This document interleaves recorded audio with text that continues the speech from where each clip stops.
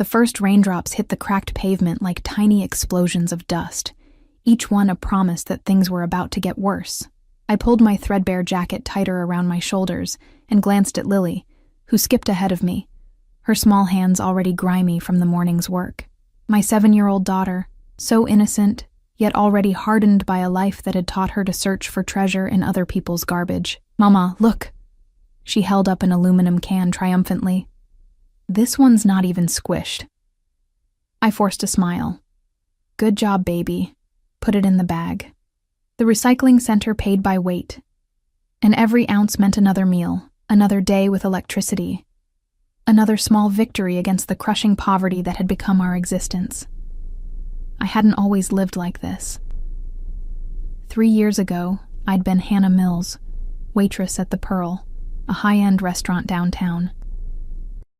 I'd had an apartment, dreams of community college, and a future that, while not glamorous, had at least seemed possible.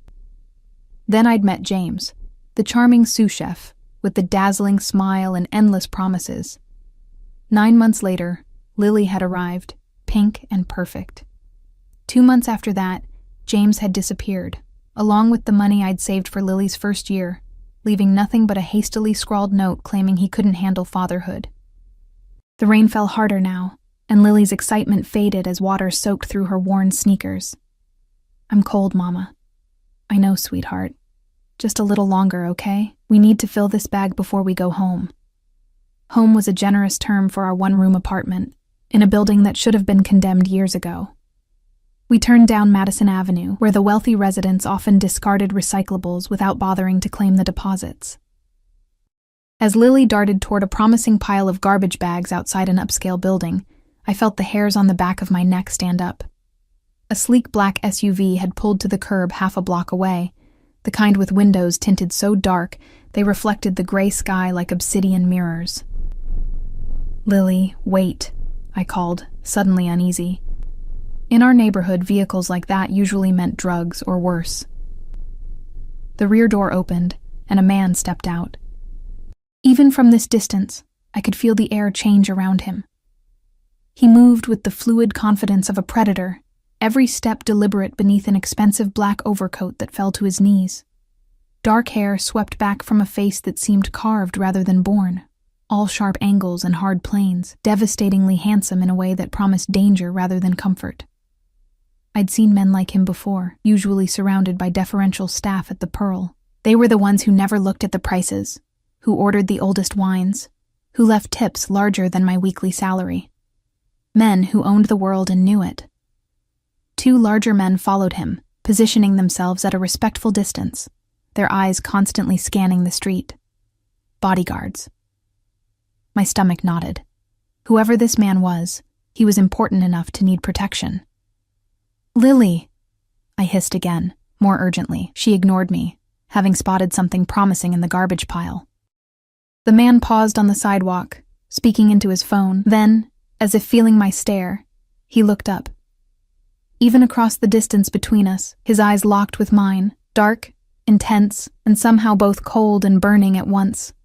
A shiver that had nothing to do with the rain raced down my spine. I tore my gaze away, forcing myself to move toward Lily, who had pulled something from the pile. A discarded doll with tangled blonde hair, surprisingly clean despite its location. "Can I keep it, Mama? Please?" Her eyes lit up, and my heart broke a little. She had so few toys. "We'll see, baby. Let's get back to work now." But Lily had already hugged the doll to her chest, twirling in a circle of 7-year-old joy. Her foot caught on an uneven section of sidewalk, and she stumbled, falling hard onto the wet concrete. The doll flew from her grasp, skidding across the pavement and coming to rest directly in the path of the dark-haired man. "Lily!" I rushed to her side as she began to wail, more from surprise than pain. "Shh. It's okay, baby, you're okay." I helped her up, checking her scraped hands and wet clothes. In my focus on my daughter, I didn't notice the man approach until his shadow fell over us. My head snapped up, every instinct screaming danger. He stood unnervingly close, the doll dangling from his long fingers. Up close, his presence was overwhelming. The subtle scent of expensive cologne, the perfect cut of his suit beneath the open coat. the aura of absolute authority. His face was even more striking than I'd first thought, with high cheekbones, a strong jaw dusted with perfect stubble, and eyes so dark they seemed to swallow light. "I believe this belongs to your daughter," he said, his voice a low rumble that matched his appearance perfectly, cultured, controlled, and somehow threatening despite the polite words. Before I could respond, Lily wiped her tears and looked up at him. "Thank you, mister," she said, reaching for the doll. Something strange happened then. The man froze, his eyes fixed on Lily's face with an intensity that made me instinctively pull her closer to me. For a fraction of a second, something like shock crossed his features before his expression smoothed back into unreadability. "What's your name?" he asked Lily, still holding the doll just out of reach. Every maternal alarm bell in my body began clanging. "We need to go," I said firmly, standing and pulling Lily with me. "Thank you for picking that up, but we don't need it." His eyes shifted to me, and I felt physically pinned by his gaze. "I'm simply being polite," he said, the softness of his tone belied by the steel underneath. "It's a simple question." One of his bodyguards had moved closer, his hand inside his jacket in a way that made my mouth go dry with fear. "I'm Lily," my daughter said, oblivious to the tension crackling in the air. "I'm 7. That's my doll now. I found her." The man crouched down to Lily's level, a movement so unexpected it left me momentarily speechless.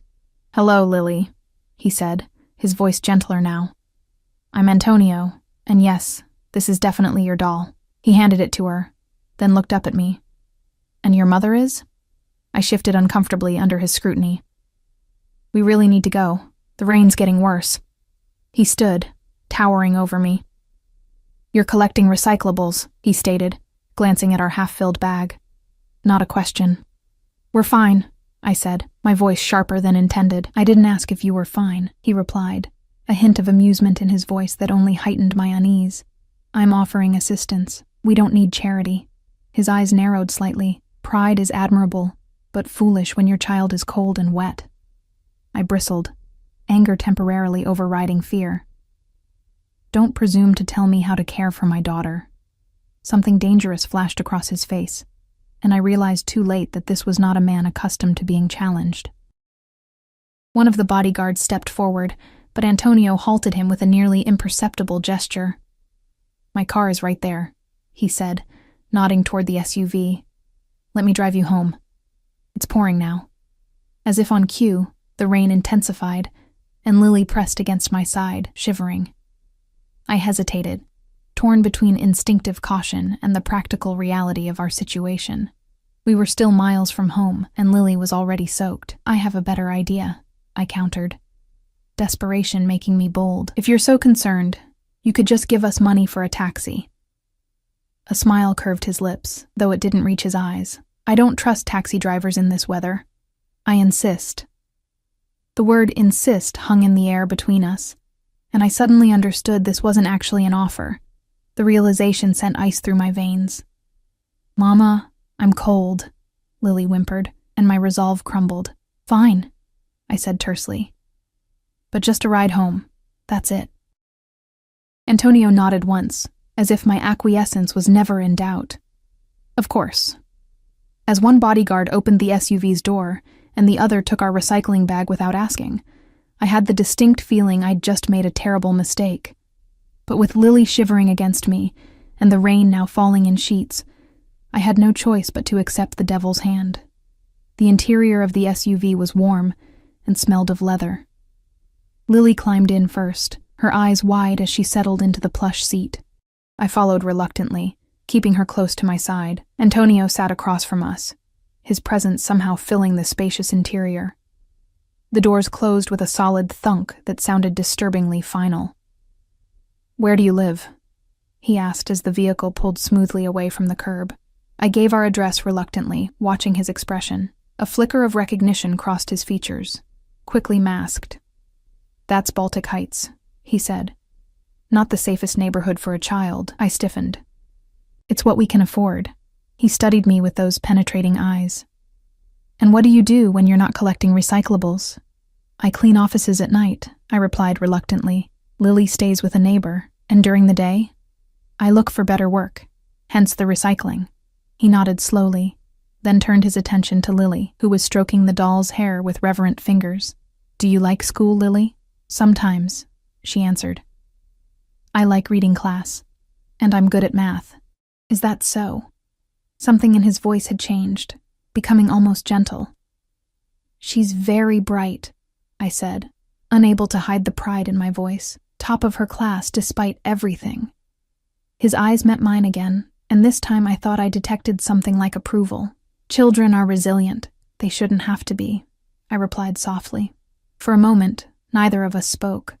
The rain drummed on the roof, and Lily hummed quietly to her new doll. "What happened to her father?"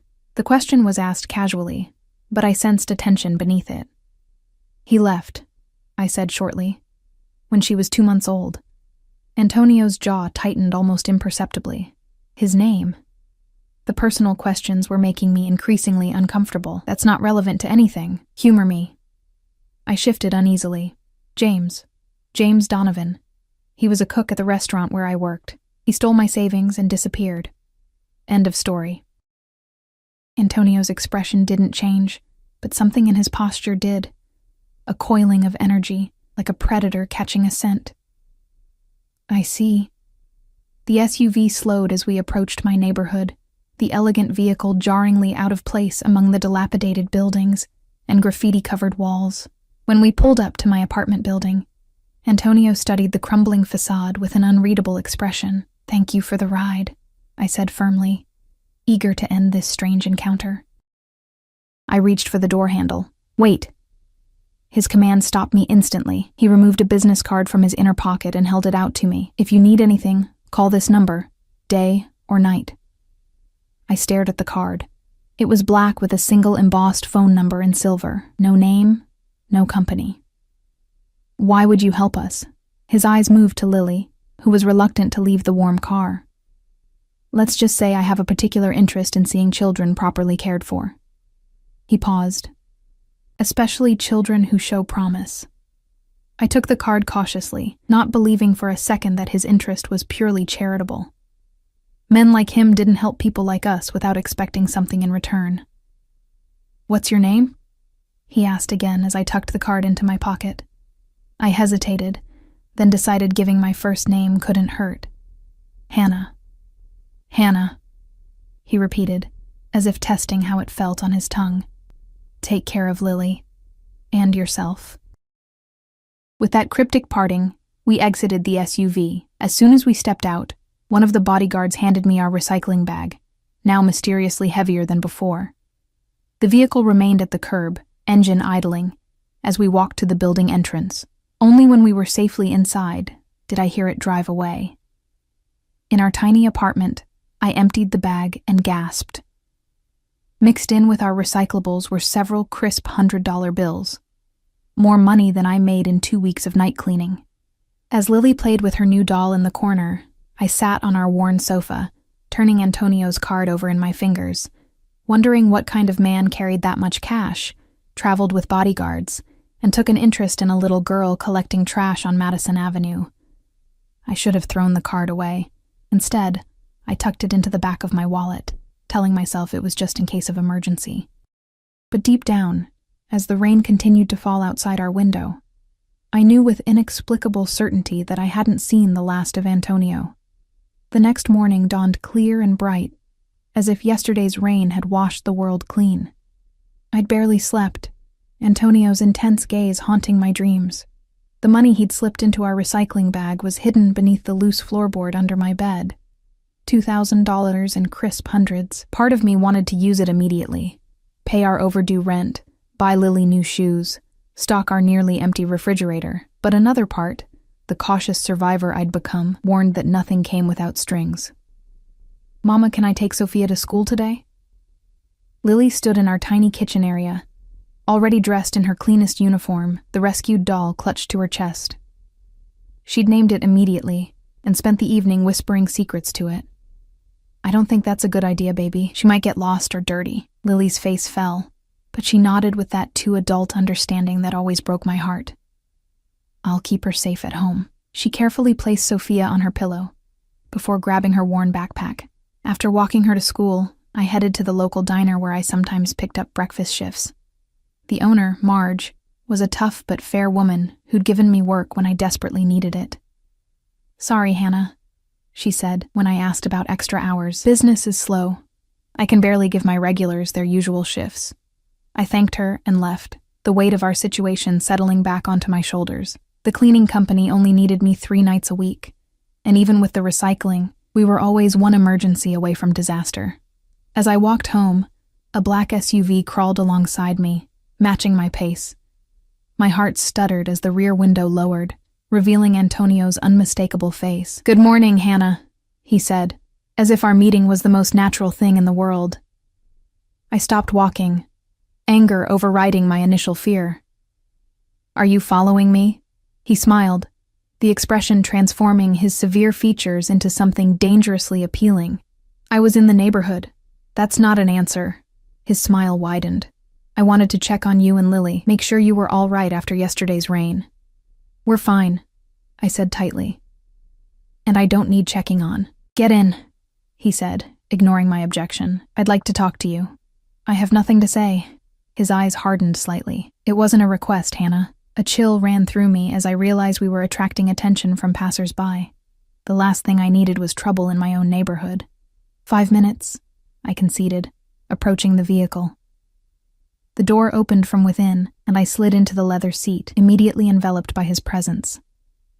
He wore a different suit today, charcoal gray, perfectly tailored to his broad shoulders and lean waist.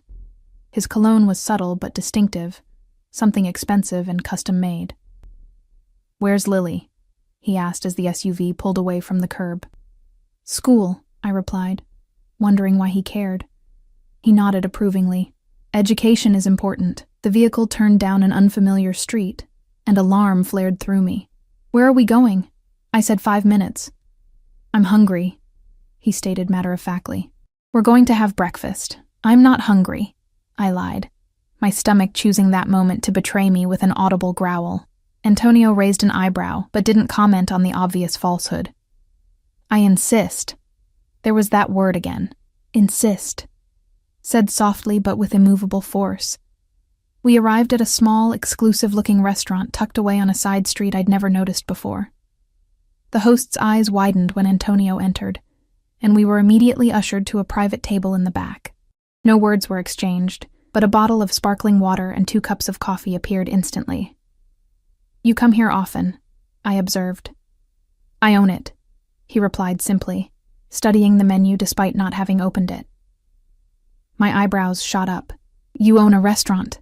"I own many things," he said, his dark eyes meeting mine over the rim of his coffee cup. A waiter approached, standing at a respectful distance until Antonio acknowledged him with a slight nod. "The usual for me, Marco, and for the lady." He looked at me expectantly. "Just coffee is fine," I said, uncomfortable with his presumption. "She'll have the crepes with fresh berries, a side of the house-made sausage, and a glass of fresh orange juice," Antonio corrected smoothly. As the waiter departed, he added, "You need to eat." I bristled at being managed. "I'm capable of ordering for myself." "Evidently not, since you were going to have just coffee despite being obviously hungry." His tone was maddeningly reasonable. I leaned forward, keeping my voice low. "What do you want from me, Antonio? People like you don't help people like me without expecting something in return." He regarded me thoughtfully, taking a sip of his coffee before answering. "What kind of person do you think I am, Hannah?" The question caught me off guard. "Wealthy, powerful, dangerous," I replied honestly. "Not someone who picks up strangers in the rain out of kindness." A smile played at the corners of his mouth. "Perceptive. But you've missed something important. And what's that?" "I am also exceedingly curious." He leaned back as the waiter returned with our food. "And your daughter fascinated me." My protective instincts flared. "Leave Lily out of whatever this is." His expression darkened. "Don't mistake my interest for something unseemly. I would never harm a child." The conviction in his voice was startling, as was the flash of genuine anger in his eyes at my implication. "Then what do you want?" I pressed, even as the aroma of the food in front of me made my mouth water. He gestured to my plate. "Eat while we talk." I reluctantly took a bite of the crepes, which were possibly the most delicious thing I'd ever tasted. Antonio watched with satisfaction as I continued eating, unable to maintain my resistance in the face of such expertly prepared food. "I have a proposition for you," he said finally. I tensed, my fork pausing midway to my mouth. "I'm not that desperate," he laughed, the sound rich and unexpectedly genuine. "Not that kind of proposition, Hannah. I'm offering you a job." "A job," I repeated skeptically. "My regular housekeeper is taking a leave of absence for health reasons.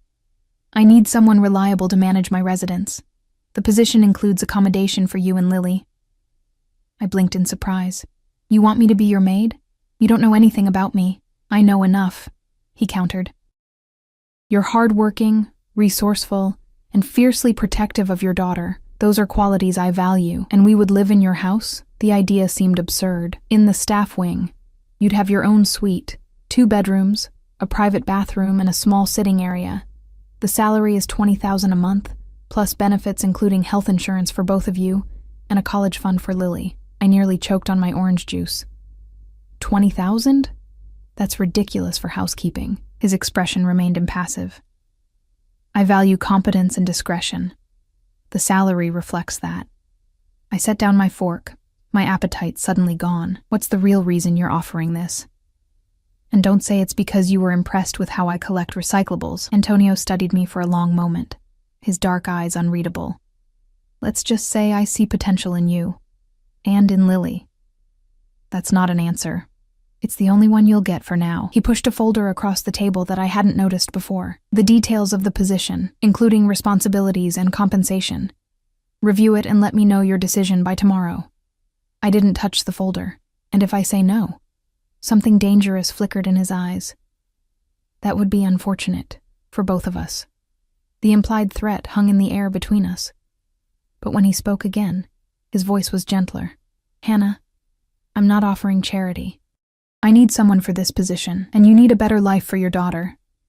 It's a mutually beneficial arrangement." I reluctantly took the folder. "I'll think about it." "Excellent." He signaled for the check, which appeared instantly. After signing it, he stood, buttoning his suit jacket in one fluid motion. "My driver will take you home. I can walk."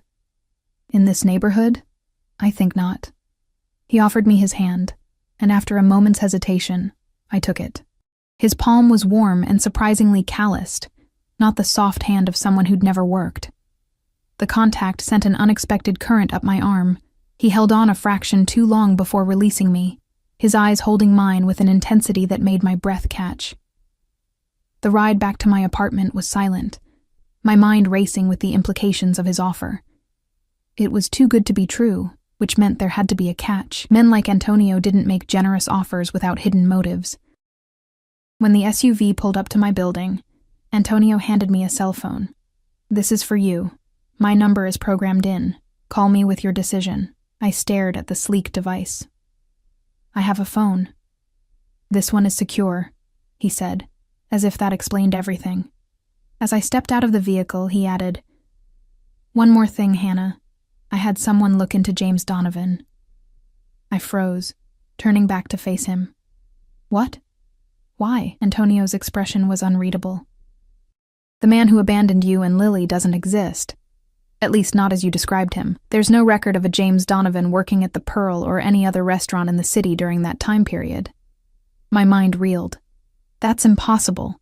I lived with him for almost a year." "Which means he lied to you about his identity." Antonio leaned forward slightly.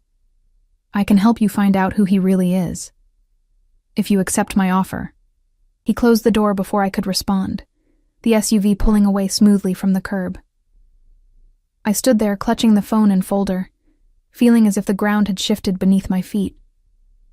Back in our apartment, I opened the folder with trembling hands. The contract inside was detailed and professional, outlining duties that seemed straightforward: managing the household staff, overseeing meal planning, ensuring the residence ran smoothly. The compensation package was even more generous than Antonio had described, including educational benefits for both Lily and me.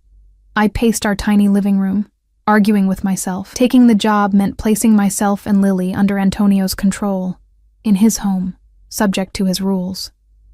Refusing meant continuing our precarious existence, always one mishap away from homelessness. And then there was the matter of James.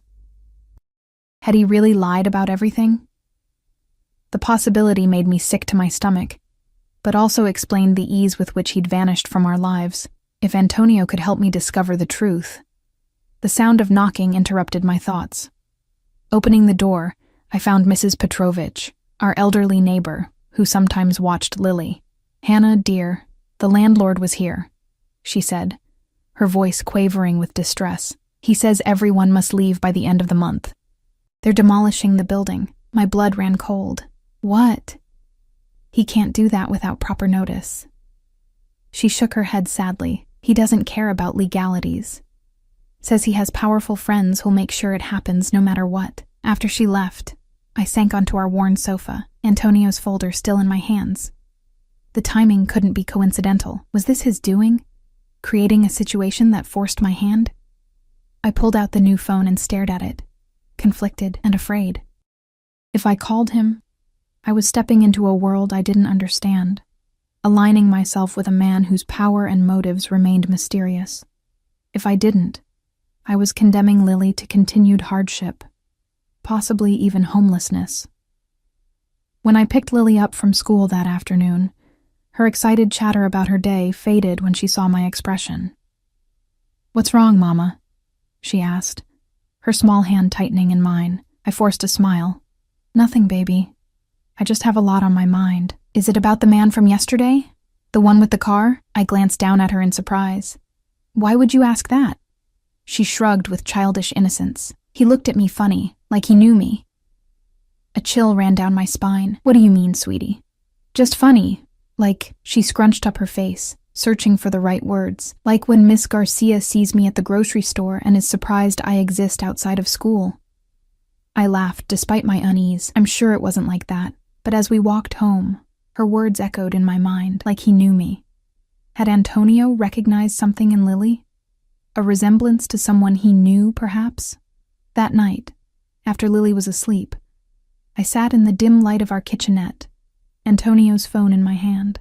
The eviction notice had been slipped under our door while we were out, 30 days to vacate, no exceptions. Even if it was illegal, fighting it would require money for a lawyer we didn't have and time we couldn't spare. My finger hovered over his number. Whatever game Antonio was playing, he held all the cards, and now, it seemed, he had orchestrated circumstances to ensure I had no choice but to play along. With a deep breath, I pressed call. He answered on the first ring, as if he'd been waiting. "Have you decided, Hannah?" His voice was low and smooth, confidence evident in every syllable. I closed my eyes, feeling like I was standing on the edge of a cliff. "Yes, I'll take the job." "Excellent." I could hear the satisfaction in his tone. "Be ready tomorrow morning at 9. My driver will collect you and Lily. Pack only what you need immediately. Clothes, personal items, anything of sentimental value. Everything else can be replaced." "Tomorrow?" "That's too soon. Lily has school and I need to." "I've already arranged for Lily's transfer to Westwood Academy," he interrupted. "It's 5 minutes from my residence and far superior to her current school. As for your other obligations, consider them handled." My head spun at how quickly he was taking control. "You can't just decide these things without consulting me." "I believe I just did." His tone softened slightly. "Hannah, this transition will be easier if you don't fight me on every detail. I'm trying to help you." "Why?" I demanded. "Why are you doing all this?" There was a long pause before he answered. "Let's just say I'm investing in your future. And Lily's." Before I could press further, he added, "Get some rest. Tomorrow will be a busy day." The line went dead, and I sat in the silence of our shabby apartment, wondering if I'd just made a deal with the devil. But as my eyes fell on Lily's sleeping form, her arms wrapped around her new doll, I knew I'd make the same choice 1,000 times if it meant giving her a better life. Whatever Antonio's true motives, whatever secrets he was keeping, I would discover them. And if necessary, I would protect my daughter from him, just as I'd protected her from everything else in her short, difficult life. Outside, the moon cast silver light through our cracked window, illuminating the small space that had been our home. Tomorrow, everything would change. For better or worse, we were now bound to Antonio and whatever future he had planned for us. 9 o'clock the next morning found us standing on the curb outside our building, surrounded by 4 suitcases containing our meager possessions. Lily clutched Sophia in one hand and my fingers in the other, her eyes wide with a mixture of excitement and apprehension. "Are we really going to live in a mansion, Mama?" she asked for the 10th time since I'd explained our situation in simplified terms. "I don't know if it's a mansion exactly," I hedged, though based on everything I'd seen of Antonio so far, it probably was. "But it will be nicer than here and you'll have your own bedroom." Her eyes widened. A whole room just for me? The thought of such luxury, a luxury that should be every child's right, made her practically vibrate with excitement. I smiled despite my anxiety, her joy momentarily eclipsing my misgivings. The now familiar black SUV appeared precisely on time, followed by a second identical vehicle. Both drivers emerged simultaneously, moving with military precision to load our luggage into the second SUV. "Ms. Mills," the first driver said with a slight bow of his head. "Mr. Ricci is expecting you at the residence." Ricci. So that was Antonio's last name. Italian, as I'd suspected from his first name and olive complexion. The driver opened the door, and Lily scrambled in eagerly while I took one last look at the dilapidated building that had been our home. For all its flaws, it represented independence, safety, and anonymity. Walking away felt like surrendering something vital, even as I recognized the necessity. The drive took us from our neighborhood to increasingly affluent areas of the city, finally winding through streets lined with mansions hidden behind high walls and elaborate gates. After 20 minutes, we turned onto a private road that curved through immaculately landscaped grounds before revealing Antonio's residence. Mansion didn't begin to cover it. The house, if such an understated word could be applied to this structure, was a modern architectural masterpiece of stone, steel, and vast expanses of glass, perched on a hillside overlooking the city. 3 stories of angular elegance surrounded by meticulous gardens, with what appeared to be a separate guest house visible through the trees. "Holy cow," Lily whispered, pressing her nose against the window. "It's like a castle." The SUV stopped at the base of wide stone steps leading to massive front doors. As we exited the vehicle, those doors opened, and Antonio himself emerged, flanked by a middle-aged woman in a simple gray dress. He wore casual clothes today, dark jeans and a black cashmere sweater that somehow looked as formal and imposing as his suits. The change in attire did nothing to diminish his commanding presence. "Welcome," he said, descending the steps to meet us. His eyes swept over me briefly before settling on Lily with that same intense scrutiny I'd noticed during our first encounter. "I trust the drive was comfortable?" "Yes, thank you," I replied stiffly, hyper-aware of my worn jeans and simple blouse next to his obvious luxury. Antonio gestured to the woman beside him. "This is Mrs. Winters, my estate manager. She'll be your direct supervisor and will show you around today." Mrs. Winters offered a polite smile that didn't quite reach her eyes. "Welcome to Ravenswood, Ms. Mills." "Ravenswood?" I echoed. "The name of this property," Antonio explained, his hand coming to rest briefly on my lower back as he guided me toward the entrance. The casual contact sent an unexpected warmth through me despite my reservations. Inside, the foyer soared 3 stories high, dominated by a spectacular spiral staircase and illuminated by a crystal chandelier that must have cost more than I'd earned in the past 5 years combined. Lily gasped audibly, her grip on Sophia tightening as she tried to take in everything at once. "This is amazing," she breathed, her voice echoing slightly in the vast space. Antonio's expression softened as he looked down at her. "Would you like a tour, Lily?" She nodded enthusiastically, then glanced at me for permission. I hesitated, but nodded. Antonio extended his hand to her, and after a moment's consideration, she took it. The sight of my daughter's tiny fingers engulfed by his large hand sent a complicated mix of emotions through me. Wariness, certainly, but also a strange sense of rightness that I immediately tried to suppress. "Mrs. Winters will show your mother the staff wing and her duties," Antonio said to Lily. "You and I will explore the parts of the house you might enjoy most, the library, the game room, perhaps the indoor pool." "There's a pool inside the house?" Lily's eyes threatened to pop out of her head. Antonio chuckled, a rich sound that transformed his severe features. Indeed there is. Shall we? As they moved toward a corridor on the right, I stepped forward instinctively. I should come with you. Antonio turned back, his expression unreadable. Mrs. Winters needs to brief you on household protocols, and I promised to transfer Lily's academic records today. I thought you might appreciate the time to settle in while I learn more about her educational needs. The reasonable explanation did nothing to ease my discomfort at being separated from my daughter in this unfamiliar environment. But before I could object further, Lily tugged excitedly on Antonio's hand. Can we see the pool first? She asked. Her earlier shyness completely evaporated. Of course, he replied, with a warmth I hadn't heard in his voice before. As they walked away, he placed his free hand protectively on Lily's shoulder, and I caught his murmured words. I think you're going to like it here, little one. Mrs. Winters cleared her throat discreetly. If you'll follow me, Ms. Mills, I'll show you to your quarters first so you can freshen up. Then we'll discuss your responsibilities. I followed her through a different corridor, trying to memorize our route through the labyrinthine house. The staff wing, as Antonio had called it, was accessed through a discreet door that led to a separate section of the mansion. While less ostentatious than the main house, it was still more luxurious than anywhere I'd ever lived. Our suite consisted of a comfortable living area, with a small kitchenette, 2 generously sized bedrooms, and a gleaming bathroom with both a shower stall and a soaking tub. The furniture was high quality and tasteful, the bedding crisp and inviting, the closets already partially stocked with new clothes in both my size and Lily's. Mr. Ricci had these delivered this morning, Mrs. Winters explained, noting my surprised expression. He said you would need an appropriate wardrobe for your position here. I ran my fingers over a silk blouse that probably cost more than a month's rent at our old apartment. This is excessive. Mr.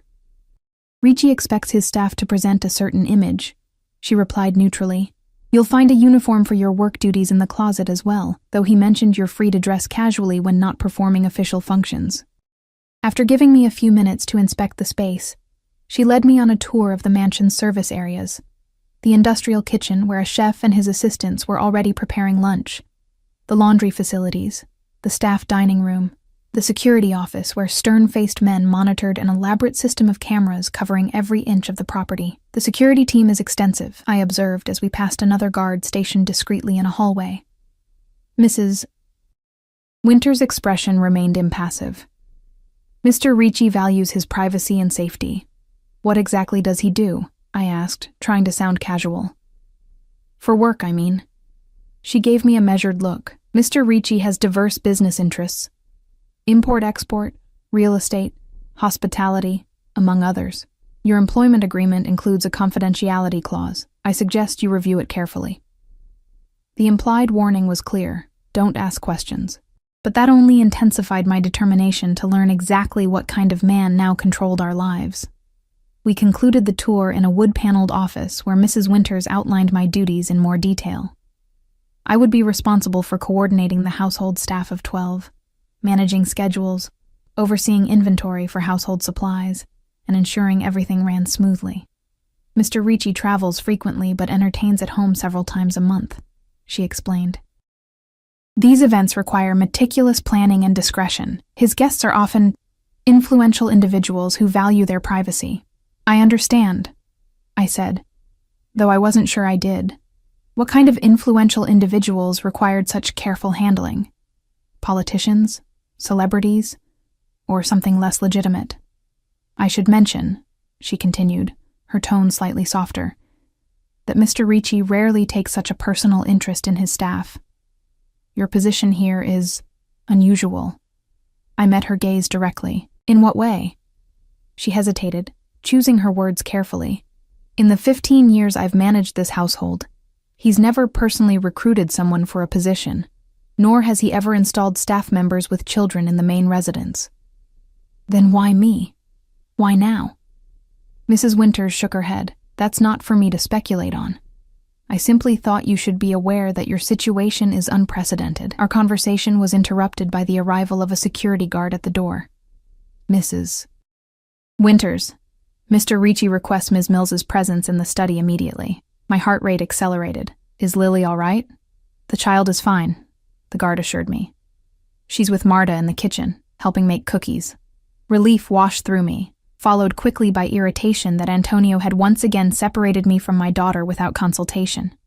The guard escorted me through the house to a set of double doors guarded by 2 more security personnel. They opened the doors without knocking, revealing a spacious study dominated by floor-to-ceiling bookshelves and a massive desk behind which Antonio sat, phone to his ear. He motioned me inside without pausing his conversation. "I don't care what it costs," he was saying, his voice cold and clipped. "Find him. Use whatever resources necessary." He listened briefly, then added, "No excuses, Marco.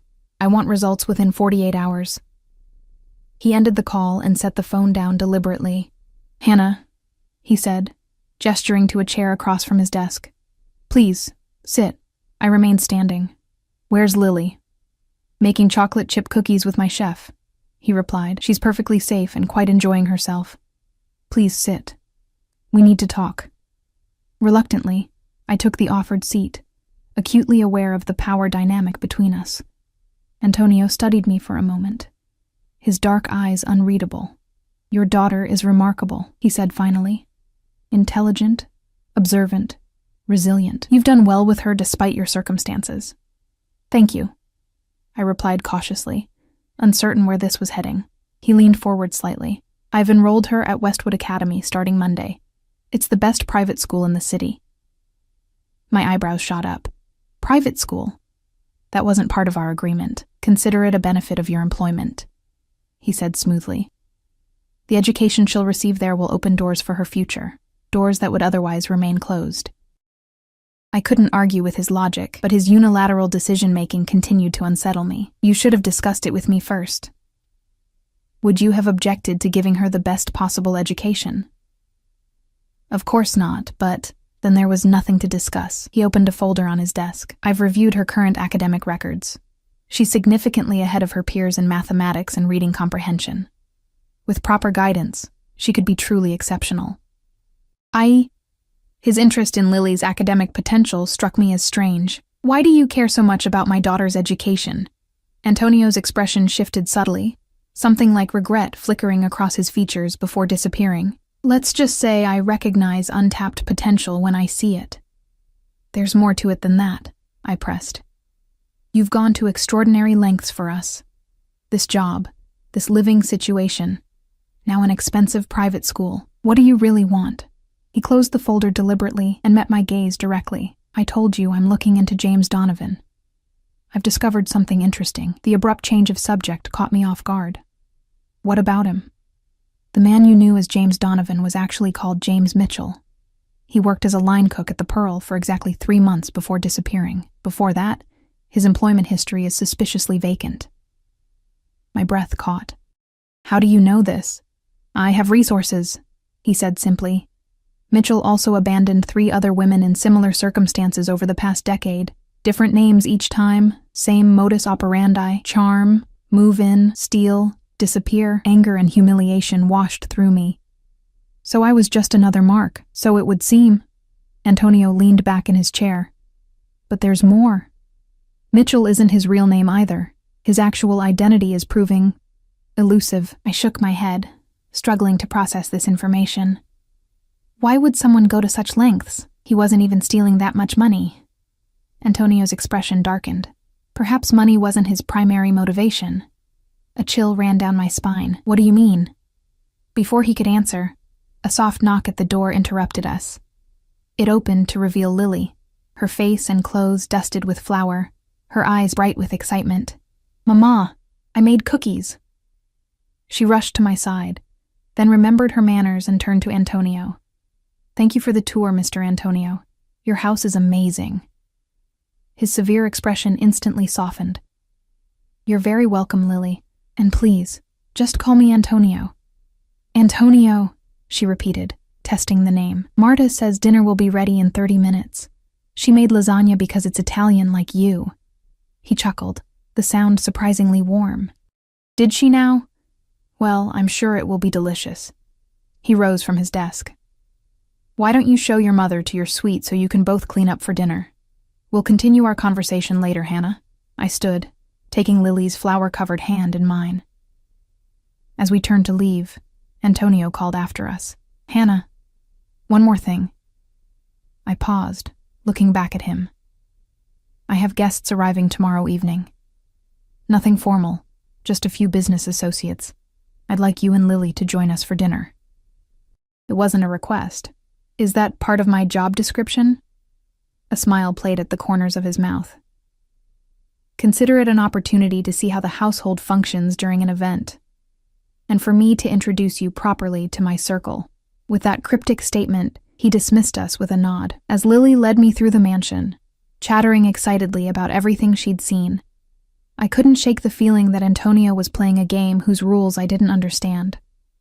That evening, after sharing a surprisingly relaxed dinner with Antonio and several staff members in the informal dining room, I tucked Lily into her new bed. She fell asleep almost immediately, exhausted from the day's excitement and surrounded by luxury she'd never known. I returned to the living area of our suite to find a package on the coffee table that hadn't been there before. Inside was an elegant black dress, matching shoes, and a note in bold masculine handwriting. "For tomorrow evening." Anger flared at his presumption, but curiosity won out. I held the dress against me, noting that it was exactly my size. The material was exquisite, the design sophisticated yet understated, expensive without being ostentatious. A soft knock at the door startled me. I opened it to find Antonio standing there, his tall frame filling the doorway. He'd changed from his casual clothes into dark slacks and a crisp white shirt open at the collar, looking effortlessly elegant, even in this relaxed state. "May I come in?" he asked, his voice low. I hesitated, acutely aware that I was alone with him, Lily asleep in the next room. "It's late." "It won't take long." Reluctantly, I stepped aside. He entered, his presence immediately making the spacious suite feel smaller. His eyes fell on the dress still in my hands. "It suits you," he observed. "Though I haven't seen it on you yet." "It's too much," I said, setting it down carefully. "Like everything else you've done." He moved further into the room, stopping beside the large window that overlooked the city lights below. "You should get used to it, Hannah. This is your life now." "For how long?" I challenged. "Until you tire of your little charity project? Until you find someone more interesting to rescue?" Antonio turned to face me, his expression serious. "This isn't charity, and you're not a project." "Then what am I? Why am I really here?" He took a step closer. "I told you. I'm investing in your future. And Lily's," I added. "You seem particularly interested in my daughter." Something flickered in his eyes. Pain, perhaps, or guilt. "She reminds me of someone I once knew." It was the first genuine, unguarded statement he'd made since we met. I pressed the advantage. "Who?" Instead of answering, he reached into his pocket and withdrew a folded paper.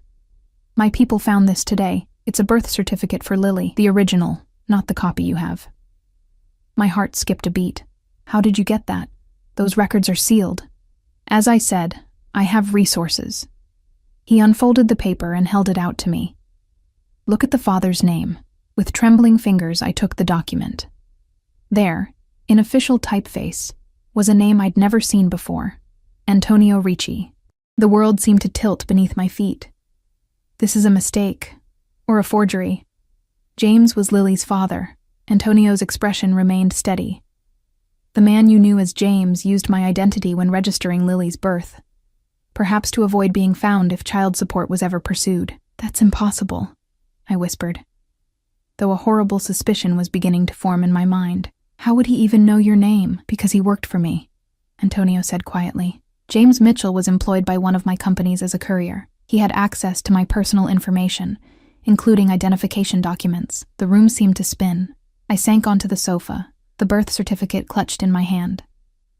"So all of this, finding us, bringing us here, it was because you thought you might be Lily's father?" Antonio sat beside me, close enough that I could feel the heat from his body. I knew I wasn't her biological father, but seeing my name on that document created a responsibility I couldn't ignore. A responsibility I repeated hollowly. Is that what we are to you? His hand covered mine, warm and surprisingly gentle. You're much more than that, Hannah. Both of you. I pulled my hand away, anger replacing shock. Stop playing games.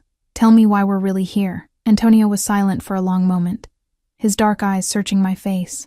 When he finally spoke, his voice was softer than I'd ever heard it. The truth is more complicated than you can imagine. He stood, moving back to the window. Get some rest. Tomorrow will be another long day. And just like that, he was gone, leaving me with more questions than answers, and a birth certificate that made no sense. I stared at the elegant black dress he'd provided, wondering what other surprises awaited me in this beautiful, dangerous new world. Outside my window, the city lights blurred as tears of frustration filled my eyes.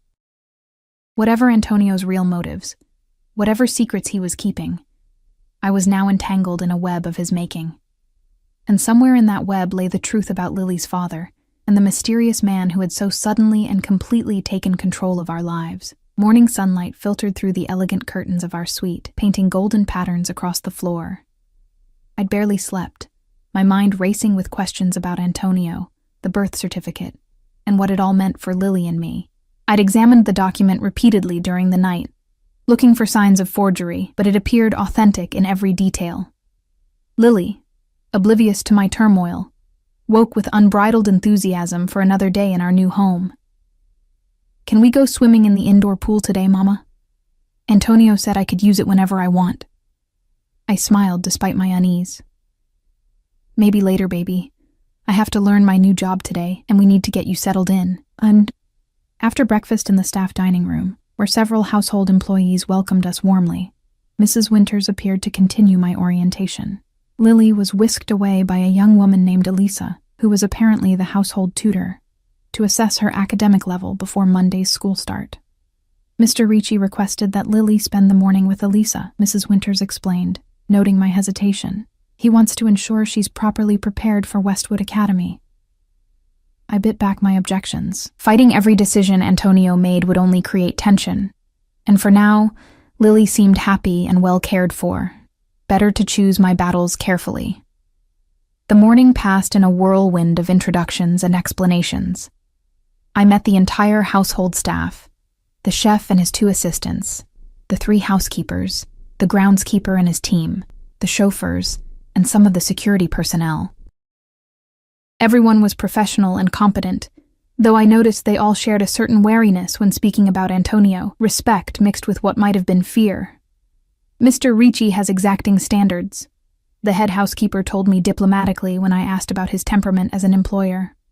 He rewards excellence generously, but does not tolerate mistakes. By midday, my head was spinning with information. I joined Lily for lunch in a sun-filled conservatory, relieved to find her animated and excited about her morning. Elisa is so nice, Mama. She says I'm really good at math, and she gave me books to read before school starts on Monday. And guess what? Antonio came to see what we were doing, and he helped me with a really hard problem. Her eyes shone with admiration. He's super smart. I tried to ignore the pang of jealousy at how quickly Antonio was winning her over. That's wonderful, sweetie.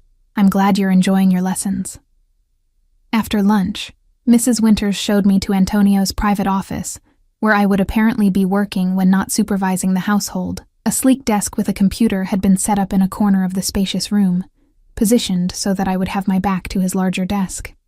Mr. Ricci prefers to have his household manager nearby for immediate consultation, Mrs. Winters explained, her tone neutral, but her eyes conveying something unspoken.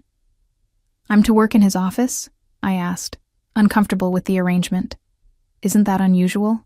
As I mentioned yesterday, your position here is unprecedented. She hesitated, then added in a lower voice, a word of advice, Ms. Mills. Mr. Ricci is not a man who accepts boundaries easily. He takes what he wants and arranges the world to suit his preferences. I suggest you adapt accordingly. Before I could press her for clarification, the office door opened and Antonio strode in, followed by 2 men in expensive suits. He paused briefly when he saw us, his eyes lingering on me with an intensity that made my skin warm.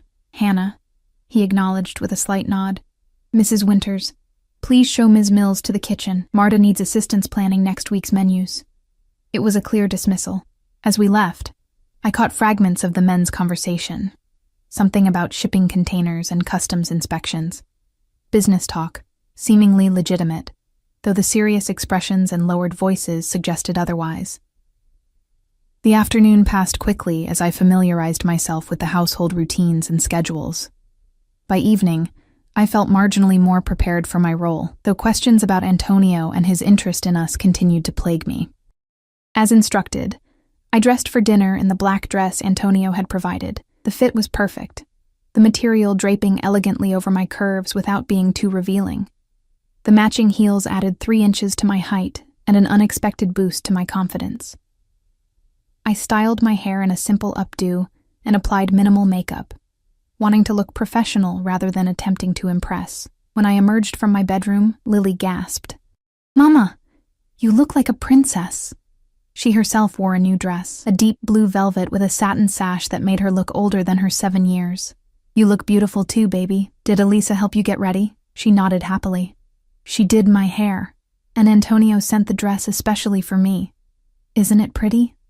Another gift. Another decision made without consulting me. I swallowed my irritation, unwilling to dampen Lily's excitement. "It's gorgeous. Shall we go? We don't want to be late." We followed a staff member to the main dining room, an imposing space with a table that could seat 20, now set for 8 with fine china, crystal, and silver. Antonio stood at the far end, deep in conversation with a distinguished older man. He looked up as we entered, and for a moment, his carefully controlled expression slipped, revealing something raw and hungry in his gaze, as it traveled from my face down the length of my body. He recovered quickly, excusing himself from his companion to greet us. Tonight he wore a perfectly tailored black suit with a charcoal shirt and no tie, the top buttons undone to reveal a hint of tanned skin at his throat. The effect was devastating, formal yet somehow intimate. "Hannah," he said, taking my hand and bringing it briefly to his lips in a gesture that seemed both old-fashioned and startlingly sensual. "You look exquisite." Heat crept up my neck at the compliment and the casual touch. "Thank you for the dress," I said stiffly. "It wasn't necessary." "I disagree," he murmured, his eyes holding mine a moment longer than was comfortable, before he turned to Lily with a genuine smile. "And you, little one, look like a proper young lady tonight." Lily beamed up at him. "Thank you for my dress, Antonio. It's the prettiest one I've ever had." "You're very welcome." He placed a gentle hand on her shoulder. "Come, let me introduce you both to my guests." The other attendees were an eclectic group. The older man I'd noticed earlier, introduced as Judge Harmon, a sleek, elegantly dressed woman named Sofia Vega, who apparently ran a chain of luxury hotels, a sharp-eyed man called Mikhail Petrov, with a slight Russian accent, and 2 younger men who were clearly subordinates to Antonio, introduced simply as Vincent and Marco. Throughout the introductions, I noticed the curious glances directed our way, particularly from Sofia, whose perfectly manicured eyebrow raised fractionally when Antonio presented me as Hannah Mills, my new household manager. No one questioned our presence or Lily's, though I caught significant looks exchanged between the judge and Sofia. Dinner was a sumptuous affair prepared by Antonio's chef. The conversation flowed easily, touching on politics, art, and business ventures that sounded legitimate enough, though there were occasional cryptic references I couldn't decipher. Antonio dominated the table naturally, his charisma and intelligence evident in every exchange. I found myself watching him, fascinated by the way he commanded respect without apparent effort. Lily, seated beside me, was on her best behavior, using the correct silverware and speaking only when addressed directly. I noticed Antonio watching her with something like pride, particularly when she answered Judge Harmon's question about her favorite subjects at school with remarkable articulation for a 7-year-old. "She has quite a mind," the judge observed, glancing meaningfully at Antonio. Remarkable resemblance, too. Antonio's expression remained neutral, but I felt him tense slightly beside me. Indeed. After dessert, Lily began to fade, her excitement giving way to tiredness. Antonio noticed immediately and gestured to one of the staff members, hovering discreetly near the wall. "Hannah, Elena will take Lily to your suite and help her prepare for bed." I'd like you to join us for drinks in the library. It wasn't a request. I kissed Lily goodnight, watching as she sleepily took Elena's hand and left the dining room. When they were gone, Antonio led the group to a richly appointed library where a butler was already setting up a bar. "Scotch for the gentlemen, I believe," Antonio directed. "Sophia, your usual martini, and for Hannah." He paused, looking at me inquiringly. "Just water, thank you," I said, wanting to keep my wits about me. As the drinks were served, the conversation shifted subtly, becoming more guarded, yet somehow more intimate.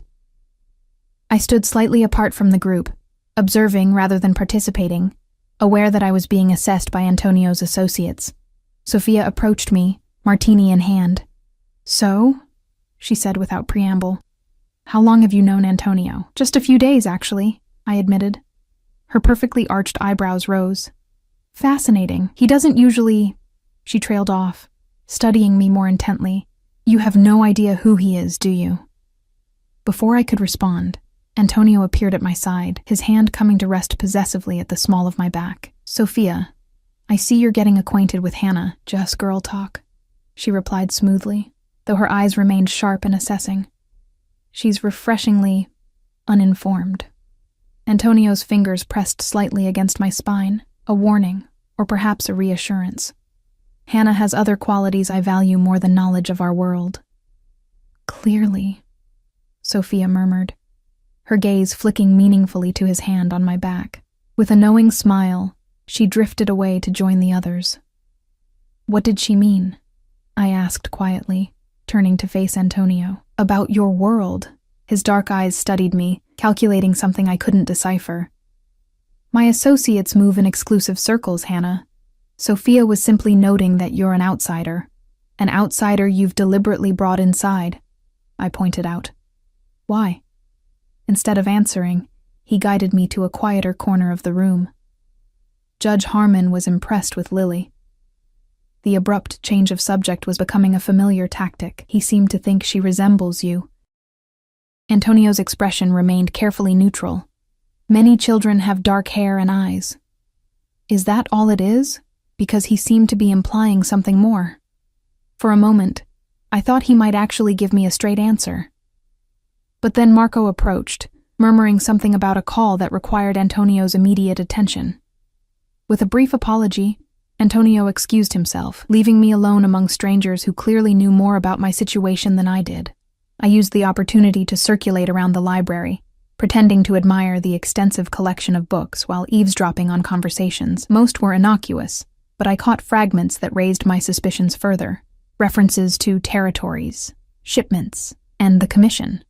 The older man, Judge Harmon, eventually joined me by the bookshelves. "Antonio tells me you're a single mother," he said without preamble. "That must have been challenging." "We managed," I replied, uncomfortable with his scrutiny. He nodded thoughtfully. "And the girl's father? Not in the picture, I understand?" "No, he left when she was an infant." The judge sipped his scotch. "A shame. A child needs a father." He glanced toward the door through which Antonio had disappeared, though perhaps that's being remedied. Before I could question his meaning, Antonio returned, his expression grim. He made directly for me and the judge, his body language tense. "We have a situation," he said in a low voice to the older man. "Marco will brief you. If you'll excuse us, Hannah and I need to speak privately." Without waiting for a response, he took my elbow and guided me firmly from the library and down a corridor I hadn't seen before, eventually stopping before a heavy wooden door secured with an electronic keypad. He entered a code, and the door swung open to reveal what appeared to be a private study, smaller and more personal than his formal office. "What's happening?" I asked as he closed the door behind us. "Is something wrong?" Antonio crossed to a cabinet and poured himself a drink. "My men have located James Mitchell," he said abruptly, "or whatever his real name is." My breath caught. "Where?" "In a town about 3 hours from here, living under yet another false identity." He turned to face me, his expression hard. "He's married with a 2-year-old son." The news hit me like a physical blow.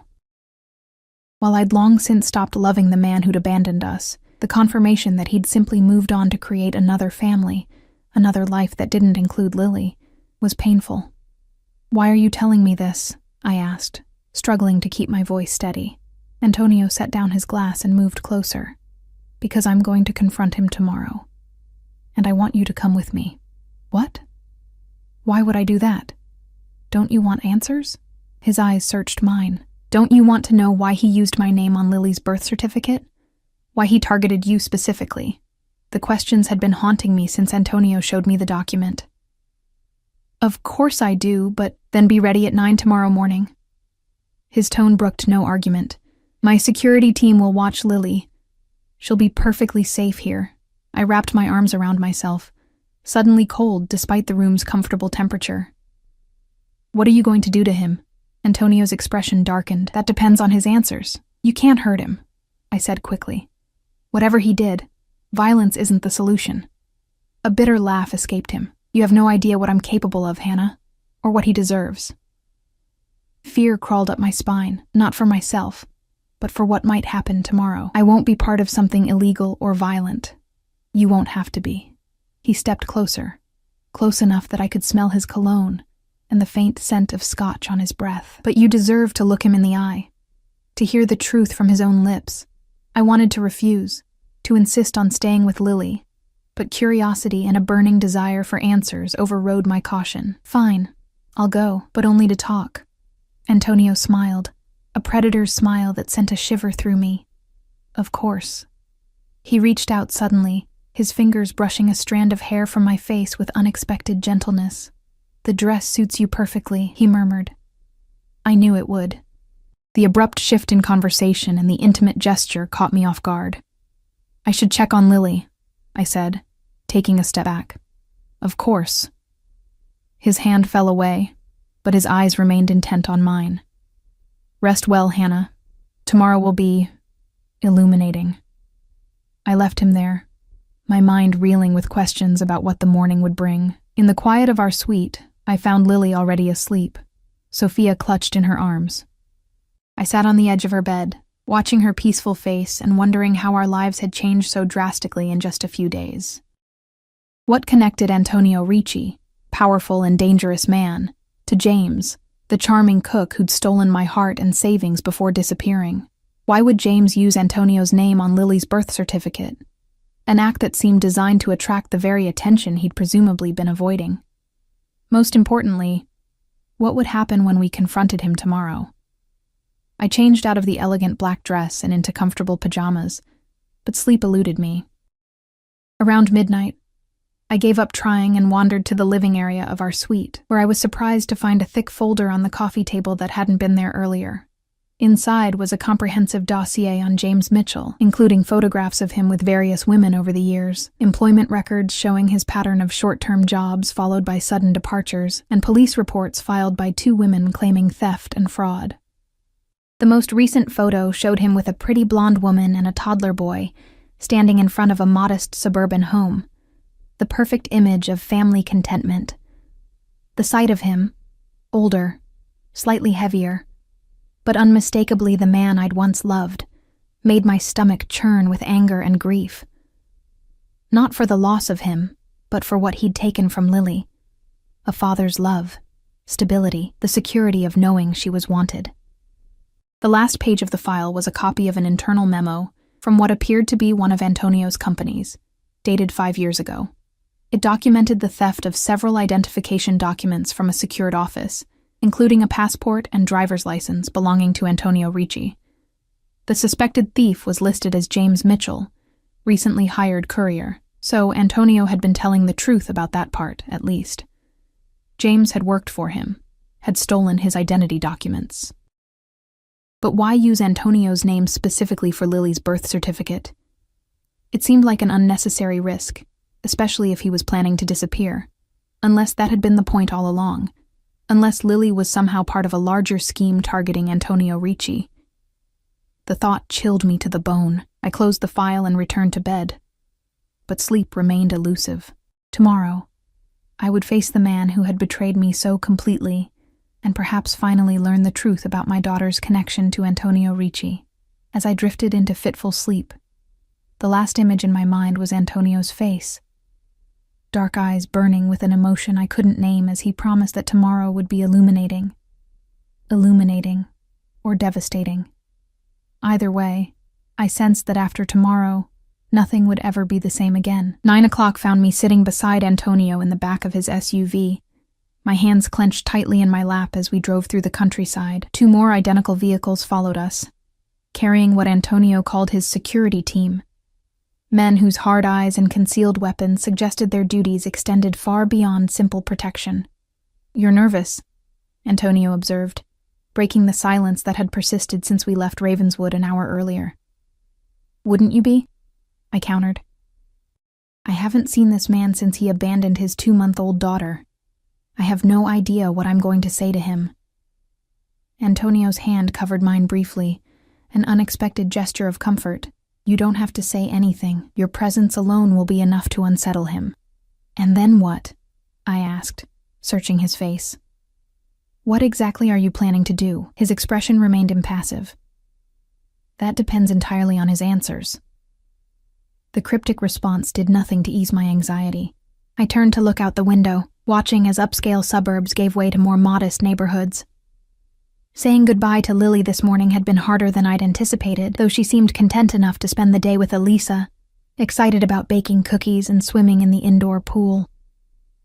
"Tell me about him," Antonio said suddenly, "about your time together." I glanced at him in surprise. "Why?" "Humor me." After a moment's hesitation, I began to speak, recounting how James, or whoever he really was, had charmed his way into my life. He'd started at the Pearl 2 weeks after I did, all easy smiles and casual kindness. He'd noticed things about me, my preference for daisies over roses, how I took my coffee, the novel I kept in my bag for slow periods during shifts. Looking back, I realized how calculated those observations had been, how deliberately he'd crafted himself to appeal to me. "We moved in together after 4 months, I continued, the memories both painful and distant now. I got pregnant 2 months later. It wasn't planned, but he seemed happy about it. Even suggested we get married eventually." I laughed bitterly. Obviously, that was never his intention. Antonio's jaw tightened. "When exactly did he leave?" 2 months after Lily was born. I came home from a doctor's appointment to find him gone, along with the cash I'd been saving, about $6,000. He left a note saying he wasn't cut out for fatherhood and that I'd be better off without him. The pain of that betrayal had dulled over the years, replaced by anger and eventually indifference. I never heard from him again. Antonio was silent for a long moment, his dark eyes fixed on the passing landscape. "Did he take special interest in your pregnancy? The sonograms, doctor's visits?" The question struck me as odd. Not really. If anything, he seemed to avoid those appointments. "Why?" He shook his head slightly, just establishing his pattern of behavior. We lapsed back into silence until the SUV turned onto a quiet street lined with modest but well-maintained homes. We slowed in front of a yellow 2-story house with a small swing set visible in the backyard. "That's it," Antonio said, his voice hardening. "The life he built after abandoning you and Lily." A silver sedan sat in the driveway, and toys were scattered across the front lawn, evidence of the new family James had created while erasing his obligations to his first child. "Stay in the car until I call for you," Antonio instructed as we parked across the street. "Marco and Vincent will remain with you." Before I could object, he exited the vehicle, straightening his suit jacket with a casual gesture that somehow made him look more dangerous. 2 men from the following SUVs fell into step behind him as he approached the house with the confident stride of someone accustomed to commanding any space he entered. Through the tinted windows, I watched as he rang the doorbell, standing with perfect stillness as he waited. The door opened to reveal a blonde woman, presumably James's new wife, with a toddler balanced on her hip. Even from this distance, I could see her expression shift from polite inquiry to unease as Antonio spoke. After a brief exchange, she stepped back, allowing Antonio and his men to enter the house. The door closed, and the street returned to its quiet suburban normality, giving no indication of the confrontation happening inside. "Ms. Mills," Marco said from the front seat, his voice respectful but firm. "Mr. Ricci wanted you to have this." He passed back a small electronic device that looked like a modified smartphone. It's a secure feed from the camera on his tie clip. You'll be able to see and hear everything. My hands trembled slightly as I accepted the device. The screen flickered to life, showing a modest living room from Antonio's perspective. James stood near a fireplace, his face pale with recognition and fear. He looked older than in the photographs, with streaks of gray in his once dark hair, and a slight paunch that his sweater couldn't quite conceal. "Hello, James." Antonio's voice came through with perfect clarity. "Or should I use your real name?" James swallowed visibly. "I don't know what you're talking about. My name is Paul Winters." Antonio's laugh was cold. "Let's not waste time with lies. You've used at least 4 identities that I know of: James Mitchell, James Donovan, Stephen Carroll, and now Paul Winters. But your real name is David Conti, son of Michael Conti, former underboss to the Gambino family." My breath caught. Gambino family. Even I knew that name. One of the most notorious crime families in American history. James, or David, paled further. "You have no right to come into my home and make accusations. I have every right." Antonio cut him off, his voice dropping to a dangerous softness. "You stole from me. Not just my identity documents, but something far more precious." On the screen, I saw James's wife clutching their son protectively in the background, her eyes wide with confusion and fear. "Amanda, take Nathan upstairs," James said without looking at her. When she hesitated, he added more firmly, "Now please." Once they were gone, James seemed to deflate slightly. "Look, I took some documents years ago, I admit that. But I needed a clean identity, and you were the safest option. I never used them for anything illegal." "Except identity theft," Antonio pointed out, "and fraud, and abandonment of your child." James's eyes narrowed.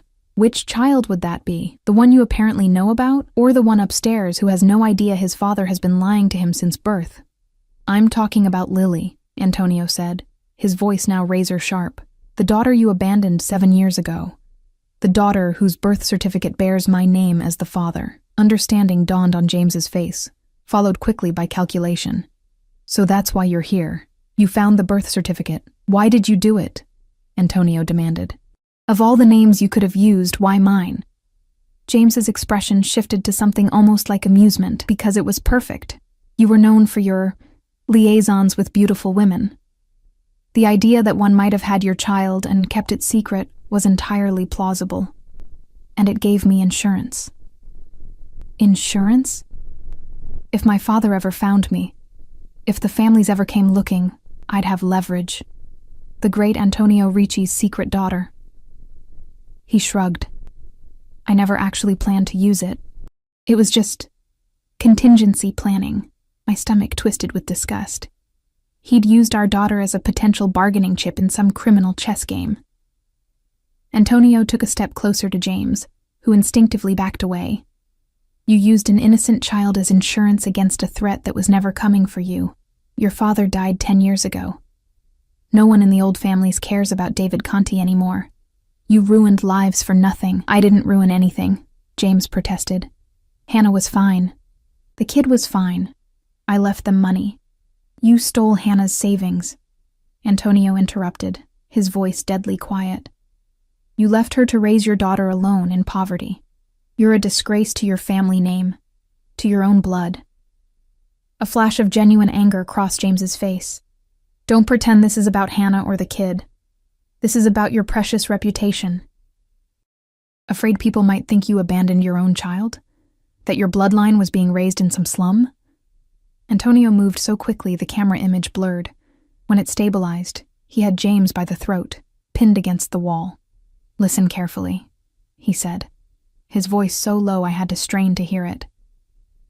"I could end your miserable existence right now.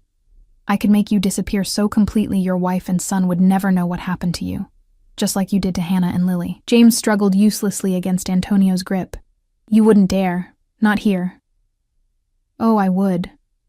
Antonio released him abruptly, stepping back.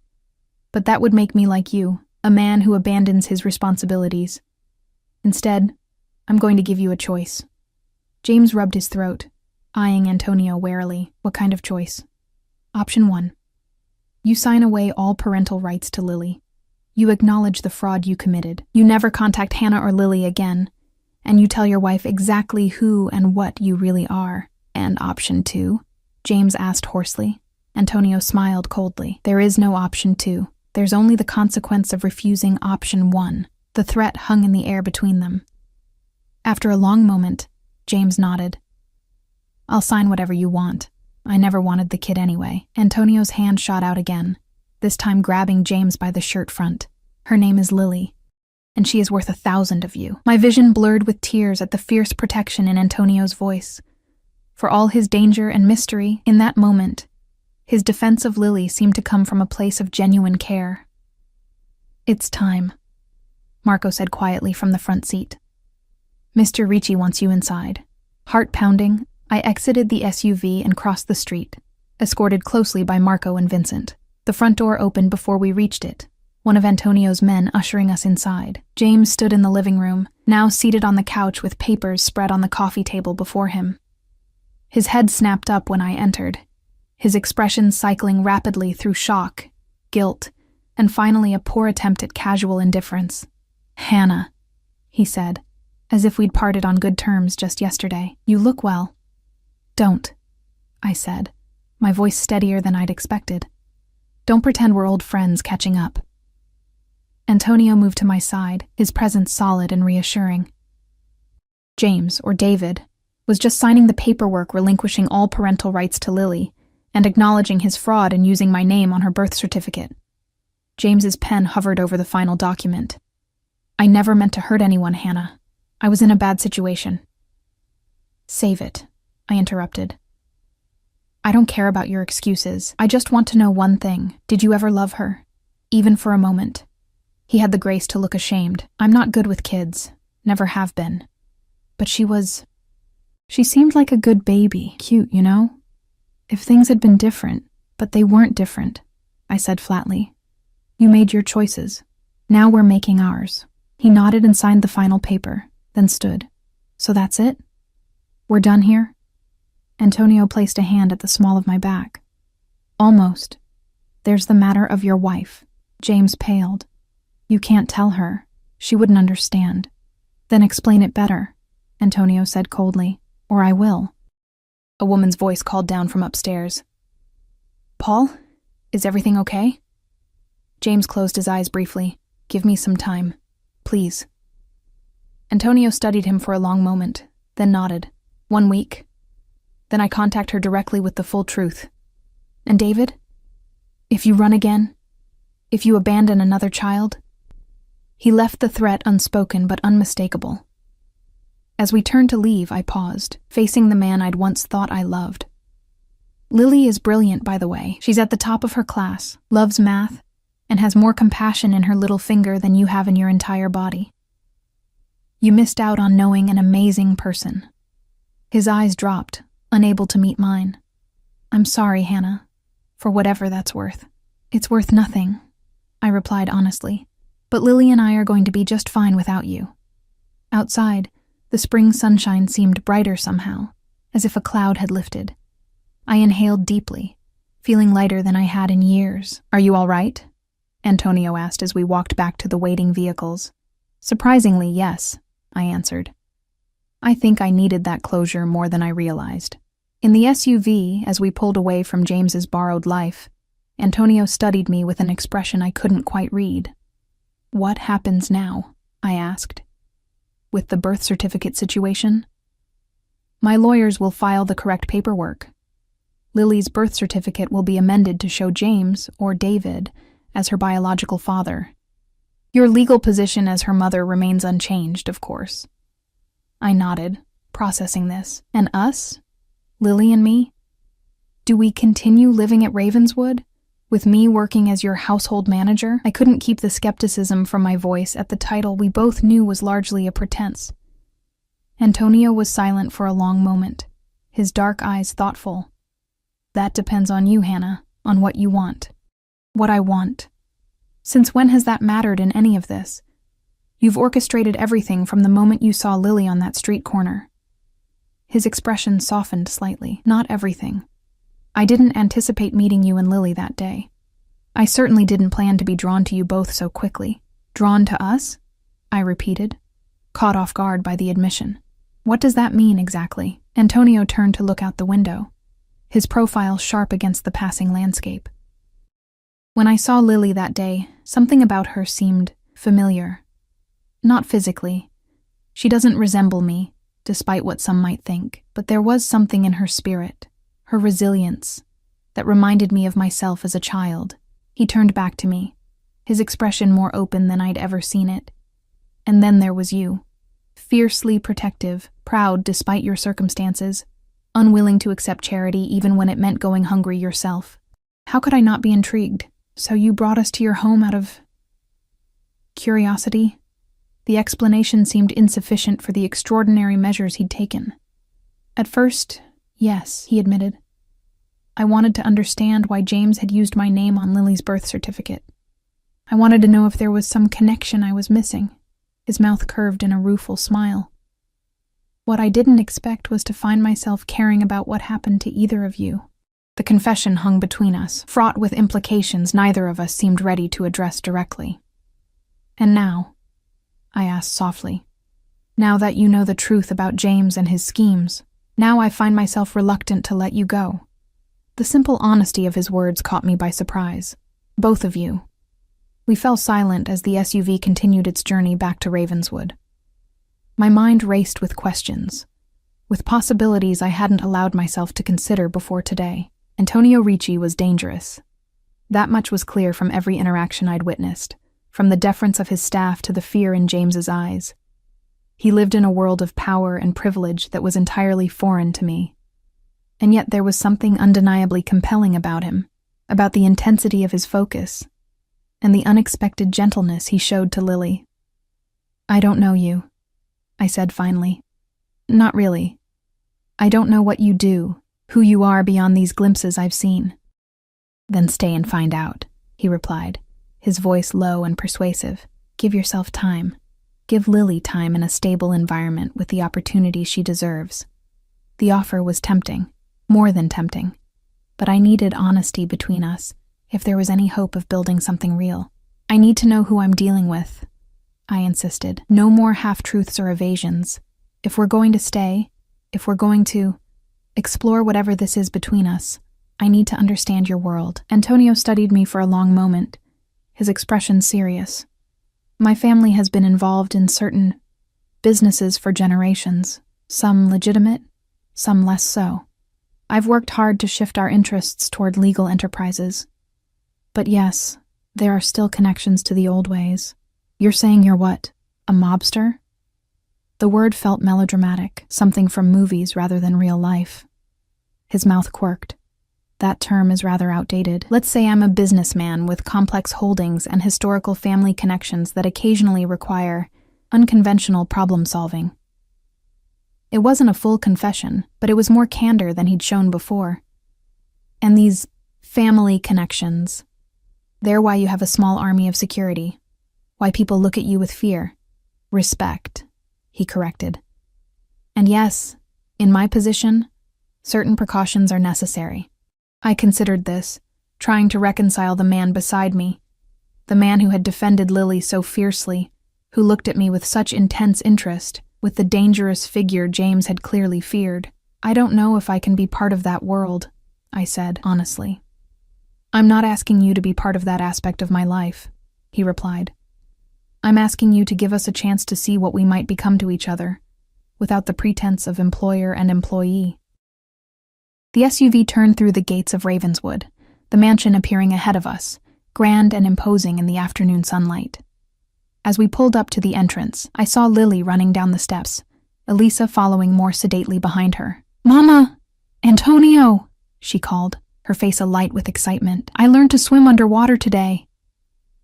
Antonio's expression transformed, softening into something warm and genuine as he exited the vehicle and crouched to receive Lily's enthusiastic hug. "Did you now? That's very impressive." Watching them together, her small arms around his neck, his large hand gently supporting her back, I felt something shift within me.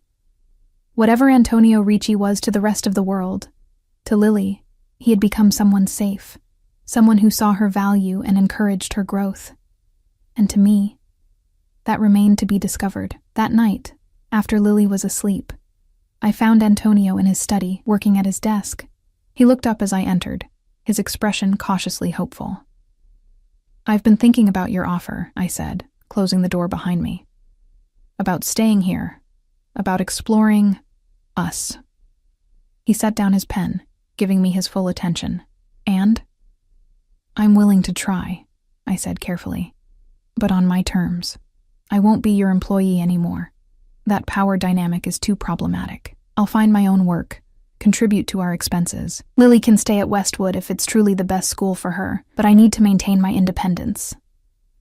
Antonio considered this, his dark eyes thoughtful. "And where would you live during this exploration?" "We could stay here for now," I conceded. "In the guest house, perhaps, rather than the staff quarters. A certain distance might be healthy while we figure this out." A smile played at the corners of his mouth. "You drive a hard bargain, Hannah Mills." "I've learned from recent experience," I replied with a small smile of my own. He rose from his desk and approached me slowly, stopping close enough that I could feel the warmth radiating from him, but not touching me. "I agree to your terms, with one condition of my own, which is honesty," he said simply. "Complete transparency between us, no matter how difficult the truth might be." I nodded. "Agreed." He reached out then, his hand gently cupping my cheek. "May I?" he asked, his voice dropping to a whisper. In answer, I leaned forward and pressed my lips to his. The kiss was tentative at first, exploratory, but quickly deepened into something heated and intense. His arms encircled me, drawing me against the solid warmth of his chest as my hands found their way into his hair. When we finally broke apart, both slightly breathless, I saw something new in his eyes, not just desire, but a vulnerability I hadn't glimpsed before. "Whatever happens between us," he said quietly, "I want you to know that Lily will always have my protection and support. Not out of obligation or guilt, but because she deserves every opportunity life can offer." The promise touched me deeply. "And me?" His thumb traced the curve of my cheek. "You, Hannah Mills, have managed to intrigue, challenge, and captivate me in ways I never expected. I think we have a great deal to discover about each other." 6 months later, Lily and I moved from the guest house into the main residence, my relationship with Antonio having evolved from cautious exploration to genuine partnership. He continued to navigate his complex business world, though increasingly focused on legitimate enterprises, while I pursued a degree in business management that he encouraged but didn't finance, honoring my need for independence. Lily thrived at Westwood Academy, her natural intelligence nurtured by excellent teachers. She and Antonio developed a special bond, his fierce protectiveness balanced by genuine delight in her achievements. Though he never tried to replace her biological father, he became the steady, loving paternal figure she had always deserved. James, or David, eventually told his wife the truth about his past, a confession forced by Antonio's deadline rather than moral courage. Their marriage ended, though he maintained a relationship with his son, perhaps having learned something from the daughter he'd abandoned. As for Antonio and me, we built something neither of us had expected to find, a partnership based on mutual respect, shared values, and eventually, love that grew deeper with each passing day. The shadows of his world never fully disappeared. But together we found a balance, creating a family forged not by blood, but by choice and commitment. On Lily's 8th birthday, Antonio presented her with a small velvet box containing a delicate gold locket. Inside was a tiny photograph of the three of us, taken during a weekend trip to the coast. "Does this mean you're going to be my dad now?" Lily asked him with characteristic directness as she admired the gift. Antonio glanced at me, his eyes seeking permission before he answered. At my slight nod, he turned back to Lily with uncharacteristic emotion visible on his face. "If you'll have me," he said simply. "Nothing would make me prouder." Lily considered this with the seriousness only a child can bring to life's most important questions. "I think I'd like that," she decided. "You're good at math like me, and you make Mama smile." That evening, as we watched Lily playing in the garden with the puppy that had been Antonio's 2nd birthday gift to her, he took my hand in his. "I never expected this," he admitted quietly. "A family. A chance to be more than my father's son. more than my family's legacy. I leaned against his shoulder, watching the autumn sunlight catch in Lily's dark hair as she laughed with pure joy. Sometimes the best things in life are the ones we don't see coming. He turned to me then, his expression more open and vulnerable than I'd ever seen it. I love you, Hannah. You and Lily. You've given me something I didn't know I was missing. We love you too, I replied, realizing with perfect clarity that despite all the improbable circumstances that had brought us together, despite the shadows in his past and the challenges we would undoubtedly face in the future, I had found my home, not in the magnificent house around us, but in the family we had created together. The path ahead would not always be smooth, but we would walk it together, Antonio, Lily, and I, a family bound not by blood or obligation, but by something far stronger, choice, commitment, and love that had found us when we least expected it.